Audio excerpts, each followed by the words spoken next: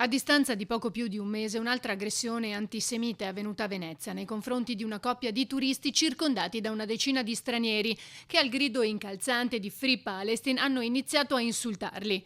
Poi uno degli aggressori ha izzato contro l'uomo un Rottweiler senza museruola, mentre un altro gli allungava la mano in segno di saluto per poi repentinamente colpirlo con uno schiaffo al volto, e un terzo lanciava una bottiglia di vetro che, frantumandosi a terra, ha ferito le caviglie della donna. Ferma condanna dal mondo politico. È un fatto gravissimo che va condannato, la violenza va sempre condannata ovunque.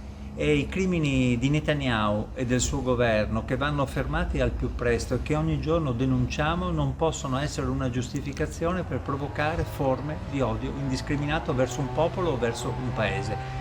Questo episodio è gravissimo e l'antisemitismo non deve trovare spazio in nessuna democrazia, né tantomeno nella nostra città, che è un esempio di dialogo e di pace. Non ci deve essere alcun tipo di tolleranza nei confronti di questi gesti. Qualsiasi forma di odio e di violenza motivata dall'odio razziale, religioso, politico è da rigettare fortissimamente. La nostra città non deve osservare più episodi di questo tipo e la classe politica, la società civile e l'attuale amministrazione devono impiegare tutte le risorse necessarie per garantire la sicurezza della comunità ebraica, dei turisti e di tutte le comunità e delle minoranze presenti in città.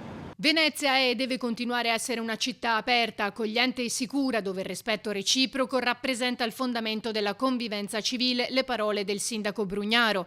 Assicureremo, continua, un coordinamento ancor più stretto tra tutte le forze di sicurezza del territorio, che ringrazio per il tempestivo intervento, anche attraverso l'utilizzo della rete di videosorveglianza cittadina per garantire la massima tutela di residenti e visitatori. Esprimo la mia piena solidarietà alle persone coinvolte e alla comunità ebraica, ribadendo che Venezia non tollererà mai alcuna forma di odio o discriminazione. La nostra sarà e resterà una città libera, aperta a tutti, fondata sulla sicurezza e sul rispetto delle regole. Venezia, conclude il sindaco, è e sarà sempre una città di pace.